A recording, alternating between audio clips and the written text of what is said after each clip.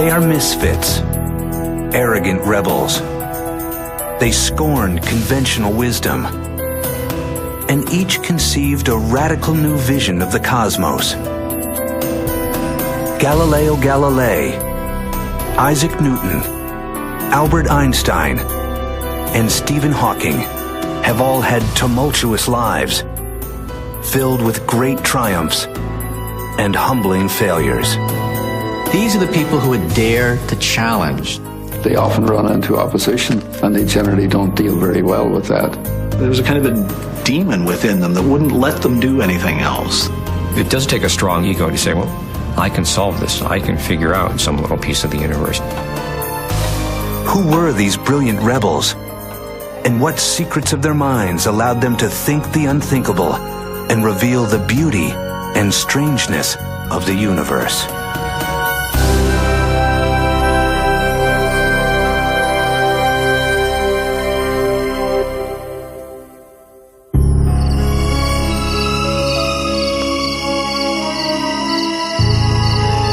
In 16th century Europe, life has a certainty that later generations can only envy.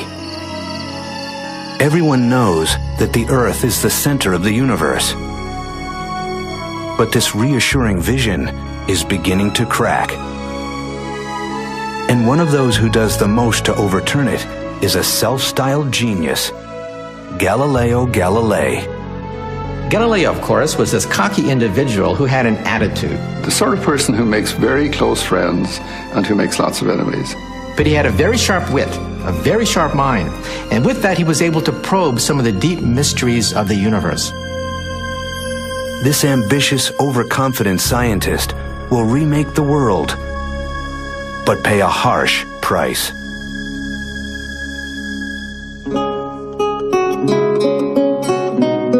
Galileo is born in 1564 in Pisa, Italy. His father, a lute player, is well known for rejecting convention to create a new form of musical harmony. Galileo inherits his father's rebelliousness. At age 25, he becomes a professor of mathematics at the University of Pisa. But he'll grow scornful of his colleagues, who are still teaching the scientific theories of the Greek philosopher Aristotle almost 2,000 years after his death. We forget the fact that before Galileo, there really was no science as we know it. According to the Aristotelian philosophy, for example, objects moved and came to rest not because of friction, but because they got tired. And objects fell to the ground not because of gravity, but because they longed to be united with the earth. To Galileo, such explanations seem absurd. These grand personages who set out to discover the great truth and never quite find it give me a pain, he later writes. They can't find it because they're always looking in the wrong place.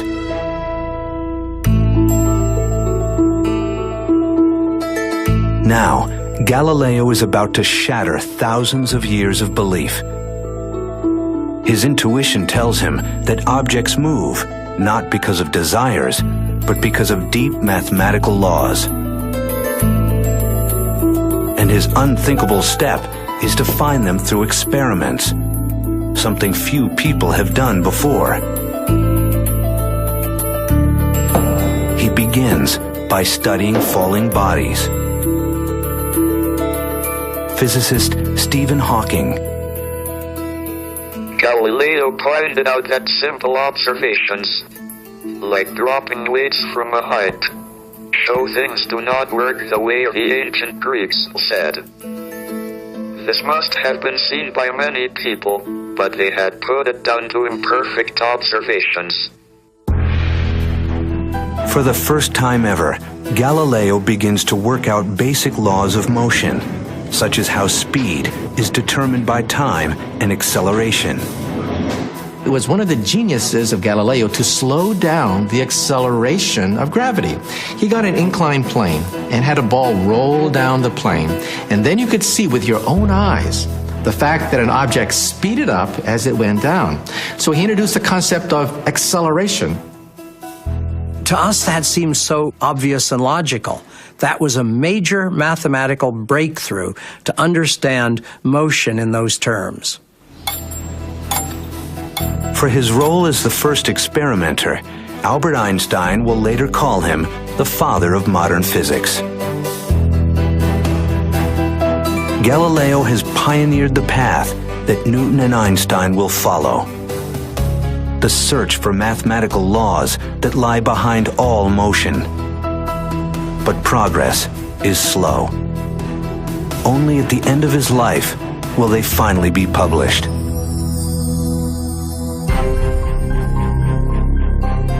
At age 45, Galileo is still a poorly paid mathematician. But ambitiousness and arrogance will soon catapult him to fame and be his undoing. In 1609, Galileo hears rumors of a toy-like spyglass that makes distant objects appear near. Resolving to capitalize on it, he quickly learns to grind lenses. Within a few weeks, he arrives in Venice with a telescope he champions as his own invention. He impresses Venice's navy so much that officials double his salary. Galileo did not bother to tell them that this was an instrument that was being exhibited and sold in many other places. There was considerable chagrin when they discovered that, in fact, this was not Galileo's unique invention. Well, what can you say? He was obviously being a good businessman there. To the free-thinking Galileo, the telescope also offers an opportunity to ask questions few others dare. 60 years earlier, the astronomer Copernicus proposed the radical idea that the Earth revolves around the Sun. But Copernicus had little evidence for his theory, and it contradicts passages in the Bible. In the time of the Inquisition, such speculation treads close to heresy.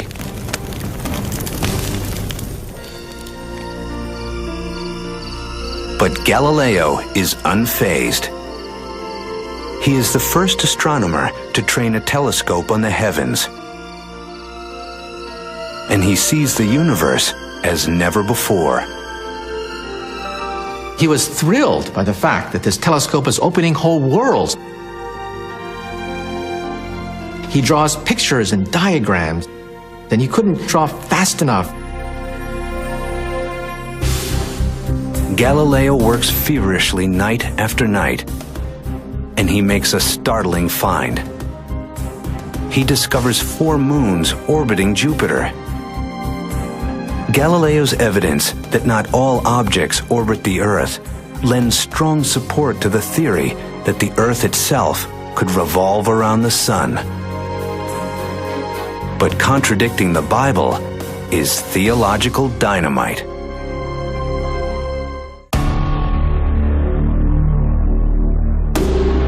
For those who cast doubt on his new theories, Galileo has no patience.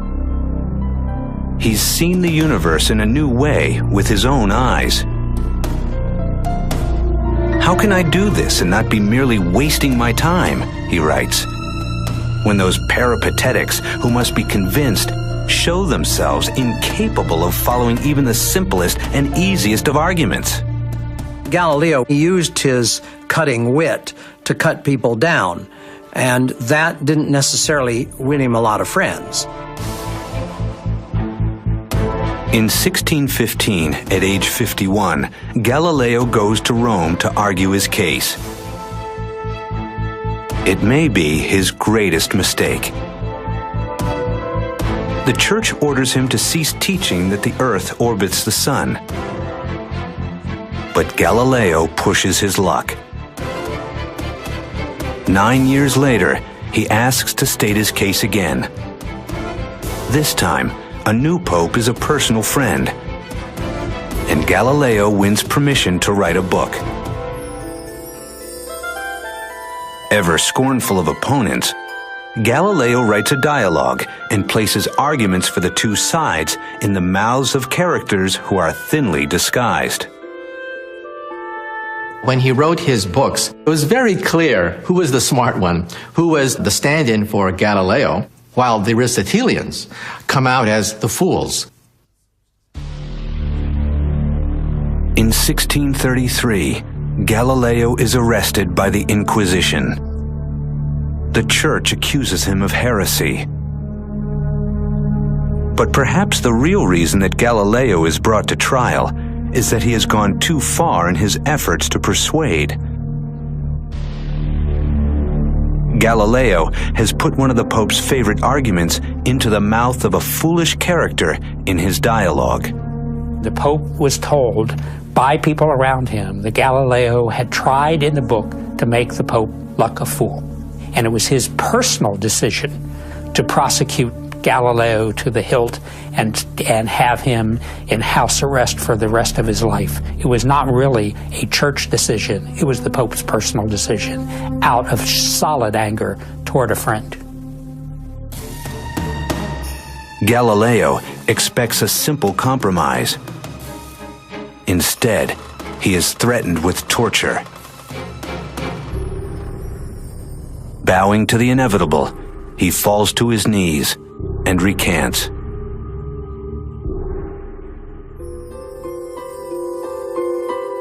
For his last 8 years, Galileo lives under house arrest, a broken man.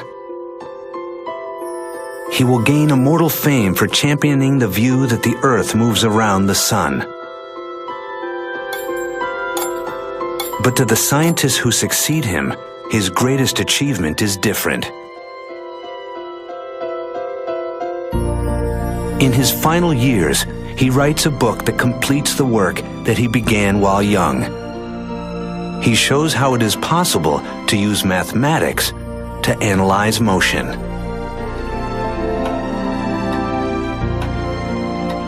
Ironically, the year Galileo dies, a boy is born 800 miles away who will bring Galileo's ideas to completion. He will also be one of the strangest scientists of all time.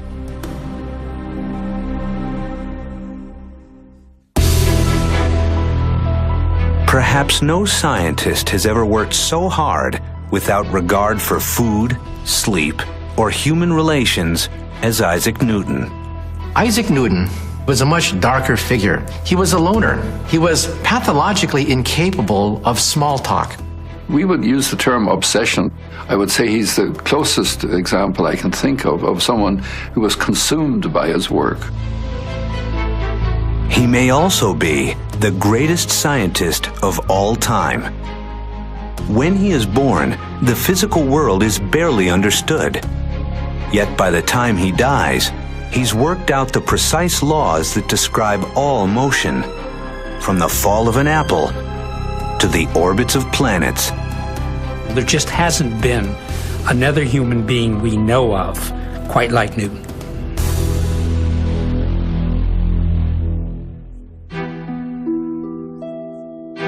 In 1642, Isaac Newton is born in a remote English village.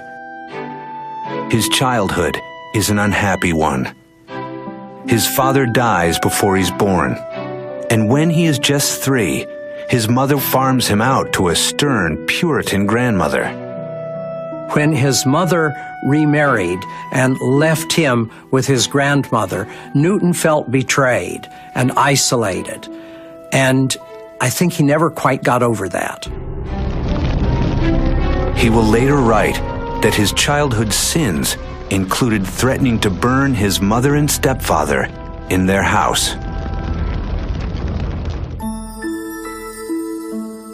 Newton does not always do well in school, but he becomes a curiosity in his village for building extraordinary mechanical devices such as windmills. A schoolmaster convinces his mother to send him to university.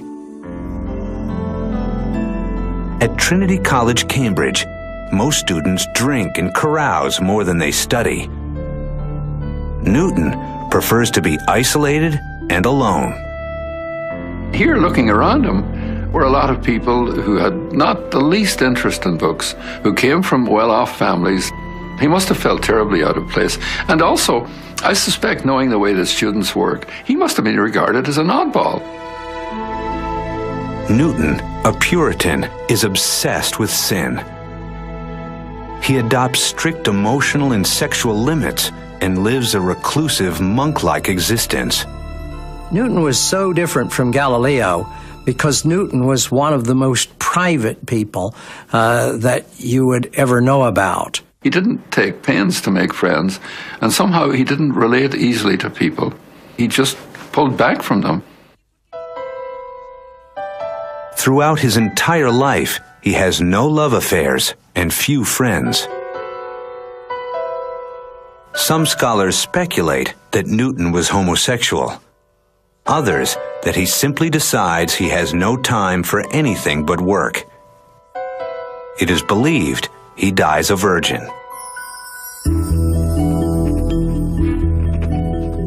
In school, Newton pours all of his passion into his studies. Like Galileo, he's captivated by mathematics. He learns advanced math on his own. And then he begins to create a new mathematics to analyze motion. He invents calculus. Newton is fascinated by the way the sun rises and sets in an unbroken arc. Newton's brilliant insight was the fact that when objects move, they can be viewed incrementally, piece by piece, tiny little increments at a time. And when you add up this motion, you get beautiful spirals, you get ellipses, you get circles. And just remember that when Isaac Newton was scribbling down all his notes, he was creating calculus at the rate at which freshmen in college learn it. Had he told anyone, he would have been recognized as the greatest mathematician in Europe. But Newton keeps his discoveries to himself, preferring to work out the details alone.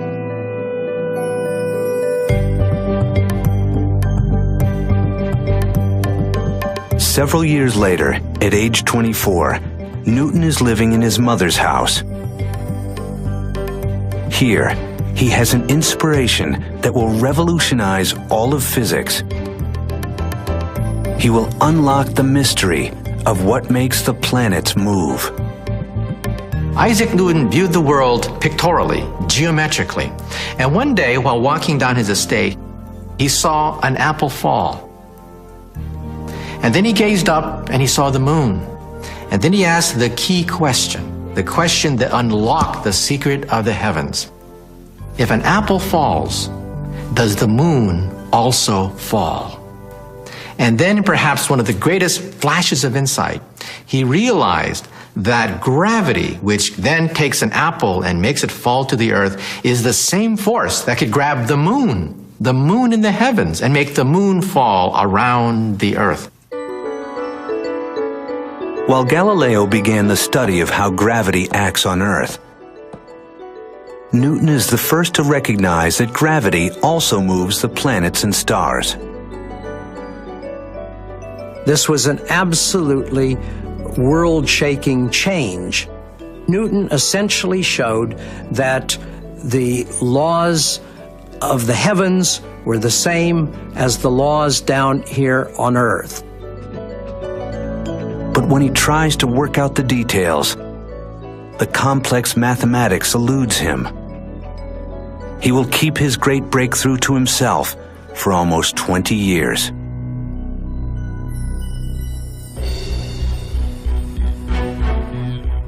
Newton soon becomes a professor of mathematics at Cambridge University. With few teaching responsibilities, he works on math and physics around the clock. His colleagues will soon recognize his brilliance, as well as his prickly and strange nature. In 1672, Newton's invention of a new telescope wins him admission to the Royal Society, England's association of greatest scientists. Flattered, Newton allows them to publish a brilliant paper on optics. But when the great physicist, Robert Hooke, erroneously challenges his theory, Newton flies into a rage and threatens to withdraw from the Royal Society. His reaction to criticism is almost always to carefully explain why what the other person has just said is out and out foolish. He was an extraordinarily fragile personality. As one of his biographers had said, his motto is rule or sulk, and he spent a lot of time sulking. Some historians speculate that Newton's vindictiveness, inordinate sensitivity to criticism, and obsessive work reveals symptoms of a mental illness such as manic depression. We will never know. If he does have a mental illness, it does not slow him down.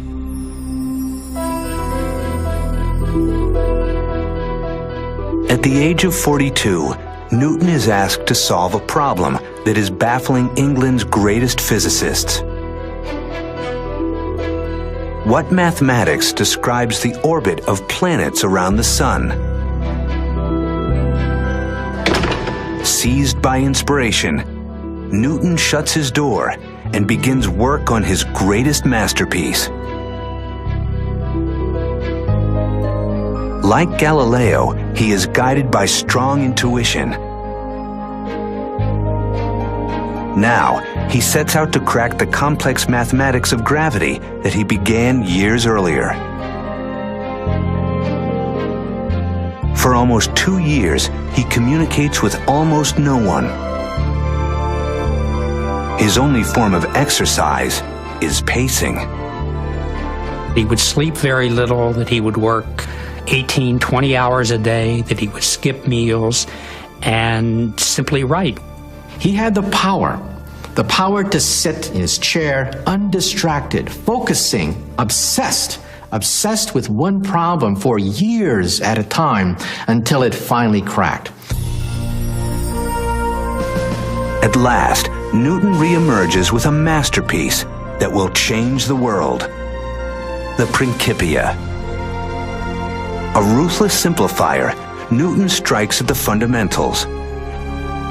He uncovers how mass interacts with force, inertia, and acceleration. But his greatest insight is to define gravity. He is the first to call gravity a force acting at a distance.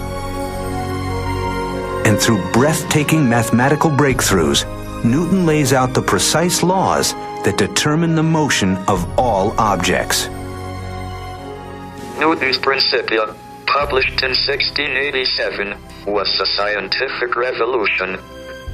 In it, Newton gave the first precise description of the laws that govern the motion of bodies, from cannonballs to planets. When you look at the Principia and the number of mathematical problems solved in it, doing that in an 18-month period, this is not a normal human being in any sense of the word. Newton has completed Galileo's quest to mathematize motion. But over 200 years later, another arrogant rebel will discover that at very high speeds, Newton's laws fail, and the universe is stranger than anyone ever imagined.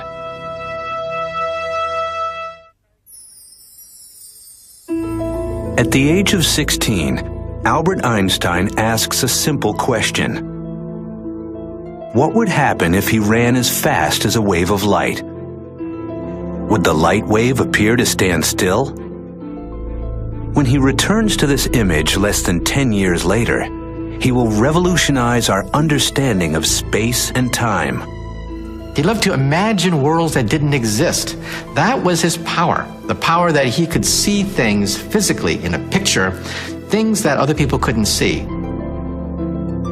The man who makes these breakthroughs is an absent-minded professor, a twinkle-eyed lover of humanity. But he's also selfish, has 2 failed marriages, and confesses himself an emotional failure.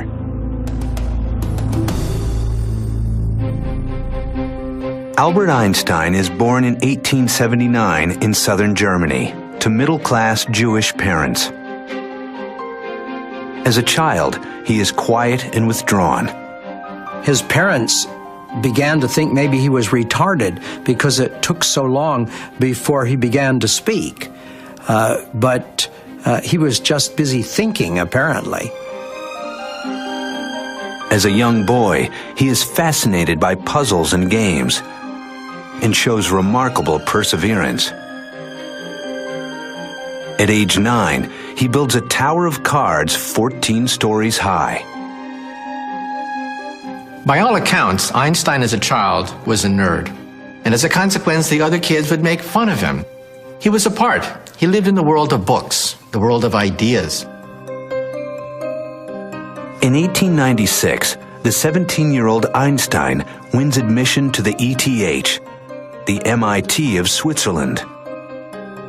Like Galileo, he is witty and sharp, with a sense of humor, and is also a rebel.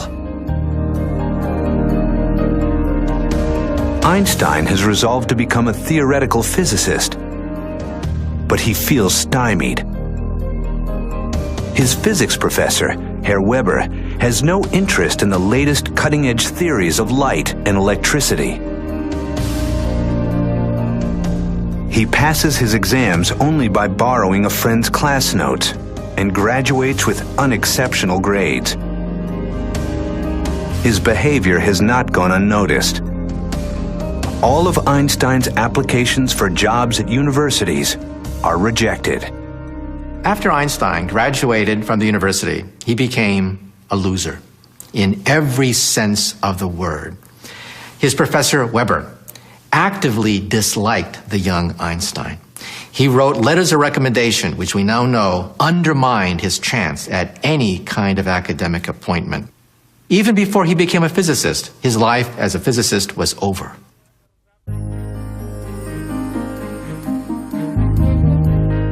Two years after leaving university, Einstein finally finds a job as a clerk in a Swiss patent office.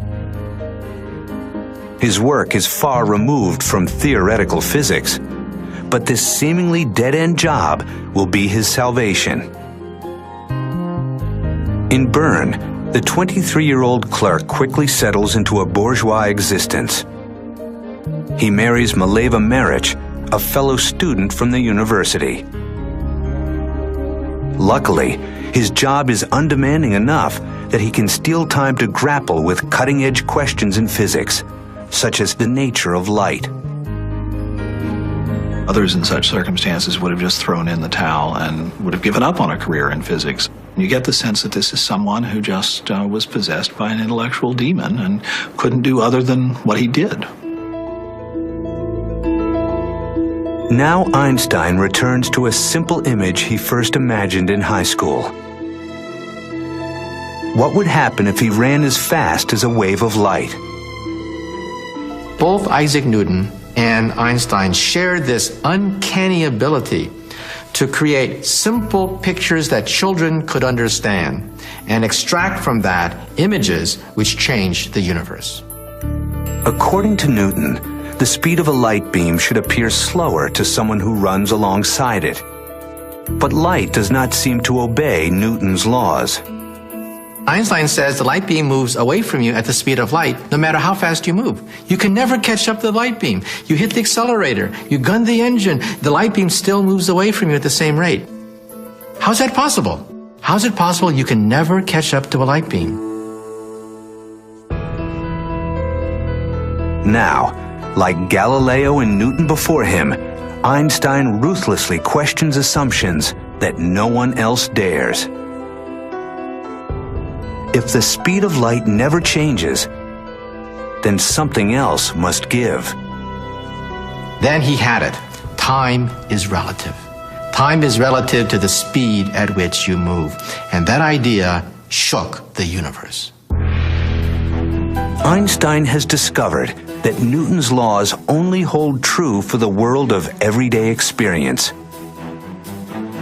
When objects travel at speeds close to the speed of light, common sense breaks down, distances stretch,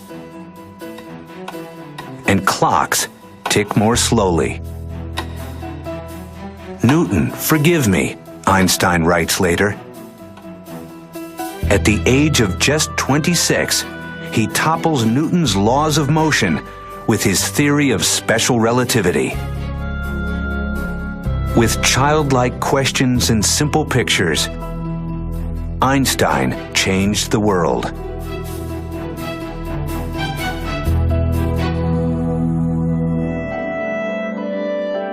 In 1907, Einstein turns to new scientific challenges. But newly published letters reveal a little-known personal side. As he creates his greatest work, he will withdraw within himself, and those closest to him will suffer. Einstein's wife, Mileva, was once a physics student who dreamed of her own scientific achievements. But now, as Einstein lectures and collaborates with others, Mileva hardly sees him. She fears she is losing both her husband and her dream. Then, in 1914, Mileva discovers that she has a romantic rival, Elsa Lowenthal, Einstein's cousin. Einstein's marriage falls apart. You know, I'd love to have a beer with Einstein, but I wouldn't introduce him to my sister. There was a sense where the rules didn't necessarily have to apply to him. Einstein will marry Elsa, who's willing to keep house for him with fewer expectations. He's given up on love in marriage. His science comes before all else. By age 35, Einstein is pursuing a goal many physicists believe is impossible. His intuition tells him that there must be a more general theory of relativity that also explains the force of gravity. Like Newton, Einstein is obsessed. For years, he grapples with mathematics of horrendous complexity, unsure whether he is on the right path or a fool's errand. He famously would worry a problem for years on end, almost like a dog with a bone. Wouldn't let go of the problem. When he was working out general relativity, he almost had a nervous breakdown. He would concentrate to the point that he lost an enormous amount of weight. He wouldn't eat. He focused on a problem the same way that Isaac Newton focused on a problem. At last, in the fall of 1915, Einstein realizes he's solved it. His great insight is so strange, even physicists will struggle to comprehend it. He proves mathematically that mass and energy curve space and time. A massive object like the sun warps space and time so much that a nearby planet moves in a curved path around it. To Newton, they appeared to be attracted by a force. But this is just an illusion. The same phenomena holds true on Earth. Objects that appear to be pulled by a gravitational force are actually traveling through warped space-time. Einstein's general theory of relativity changed forever our ideas about space and time. It is so beautiful, it has to be right. Einstein arrives at a set of equations governing space-time curvature. These simple lines describe the motion of galaxies and the destiny of the universe. When we physicists look at the equations of Albert Einstein, we cry. We cry because they are so gorgeous.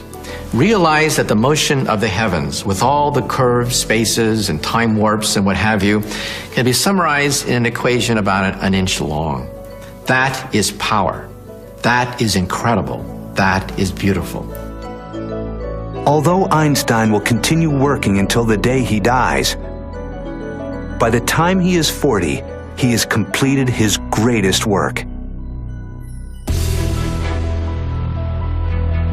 Galileo applied mathematics to motion. Newton perfected these laws for everyday experience. But Einstein's search for a deeper theory revealed laws that govern the entire universe. Today, another brilliant rebel is searching for an even broader theory, a theory of everything.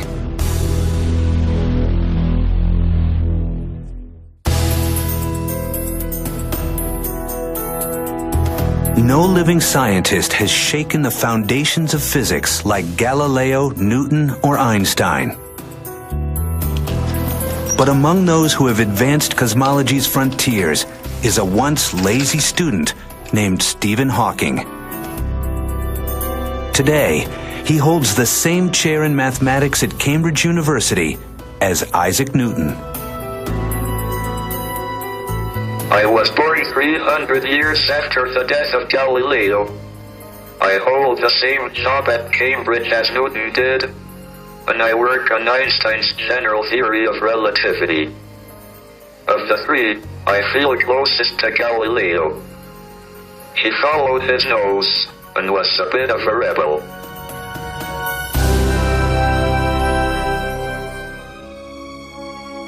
Stephen Hawking is born in 1942 in Oxford, England. Like Galileo, Newton, and Einstein, as a child, he is fascinated by how things work. Yet at Oxford University, Hawking hardly works at all. Instead, he relies on his extraordinary facility with mathematics to coast through. Hawking spends most of his time socializing and on the river with his rowing team. By all accounts, Stephen Hawking was not the kind of person destined for greatness. At college, Stephen was not the hardest of workers. Stephen himself says that in his entire undergraduate period at Oxford, he only worked about 1,000 hours, which is an hour a day on average. Hawking is bored and apathetic. Nothing seems worth working for. Yet a tragedy is about to strike that will turn a bored intellect into a passionate mind. In 1962, Stephen Hawking has just begun to study cosmology as a graduate student at Cambridge University. But signs of illness are becoming too difficult to ignore. A slight speech impediment, difficulty pouring a beer. Doctors tell Hawking he has ALS, commonly known as Lou Gehrig's disease. The regions of his brain that control motion are wasting away. There is no cure. The 20-year-old student learns that his body will become paralyzed. His breathing muscles will eventually seize up, suffocating him. Doctors say he has just 2 years to live. Hawking falls into a deep depression. When Stephen was first diagnosed as being ill, he really didn't expect to live more than a year or two, and therefore there didn't seem much point in even completing a PhD. But inexplicably, his disease progresses more slowly than predicted. He meets Jane Wilde, the woman who will become his wife, and he finds a purpose. I dreamt that I was going to be executed, he writes. I suddenly realized that there are a lot of worthwhile things to do if I were reprieved.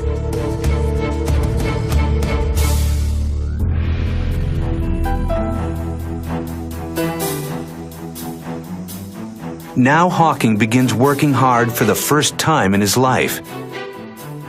And to his surprise, finds that he likes it. By the early 1970s, Stephen Hawking is a well-established cosmologist. He is also in a wheelchair. Yet he is remarkably stubborn. Nothing will keep him from living a normal life. He has children. He works intensely.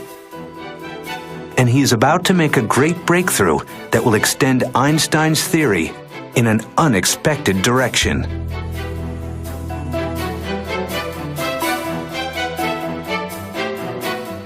Einstein's theory of general relativity predicts the motion of very large objects such as galaxies. But it cannot explain the behavior of the tiniest subatomic particles that are the building blocks of the universe. Their motion is only predicted by a different theory called quantum mechanics. And to the frustration of Einstein and every physicist since, the two theories appear completely incompatible. Yet Hawking is brash enough to tackle the impossible. When Stephen Hawking was doing his pioneering work, there were two armed camps. They hated each other. They never talked to each other. On one side were the true blue loyalists, the ones who held the flame of Albert Einstein burning bright. On the other camp were the quantum theorists. They dealt with the world of particles, subatomic particles, hundreds of them, thousands of them, and they didn't talk to each other. They had different mathematics, they had a different language, a different physical picture, and here comes Stephen Hawking saying, I'm going to try to marry the two together. Well, that was heresy. No one had done that before. Now Hawking asks, what happens if you look at a black hole, a massive object, but zoom in to its smallest scale? Hawking also, like Einstein, has an incredibly good nose. He has an intuitive feel for interesting questions to ask and how to ask them. Black holes are the most bizarre and extreme prediction of Einstein's theory of gravity. Theoretically, if a mass is extremely concentrated, for instance, if a star were compressed into a ball just miles wide, the space around it will become so warped that gravity will keep everything from escaping, including light. A black hole is a region of space in which gravity is so strong that light can never escape. It's like a one-way membrane in which things can go in but nothing ever comes out, including light, and that's why it's called black. Now Hawking attempts something his colleagues assume is impossible. He uses the equations of quantum theory to analyze what happens to tiny particles trapped by gravity on the edges of black holes. By now, he can no longer write. If he was an experimentalist, his career would long be over. But Hawking has rarely even looked through a telescope. And for theory, all he needs is his brain. Like Newton and Einstein, Hawking has great powers of concentration. He reruns long, torturous equations again and again in his head, checking and rechecking his calculations. He tends to think in pictures, and he tends to start with some idea that he thinks he is right, and he goes from there. He has to rely upon keen insight and leaps of logic to compensate for the fact that he cannot check every single line. He just has a tremendous drive, a tremendous determination to get to the bottom of things. Hawking's results shock him. Black holes are not completely cut off from the rest of the universe as once believed. Instead, their edges shed tiny particles, now called Hawking radiation. The arguments are so compelling, everyone now agrees that black holes must give off Hawking radiation. The radiation will carry away energy and mass, and the black holes will slowly evaporate and eventually disappear. Hawking has shown that, like water in a boiling kettle, black holes slowly evaporate away. Just as importantly, he's proven that in one particular case, general relativity and quantum theory can be fruitfully combined. My discovery that black holes are not completely black, but should glow like hot bodies, was the first example of an effect that depended on both the large and small scale theories. When the result came out, it was so beautiful. It just had that feel about it. Just talking about it was like rolling candy on the tongue. Finding a theory of everything, a deeper theory that unifies Einstein's equations and quantum mechanics, is now the holy grail of physics. It would explain the origin of the universe. And Hawking has created new hope that this ultimate puzzle can be solved.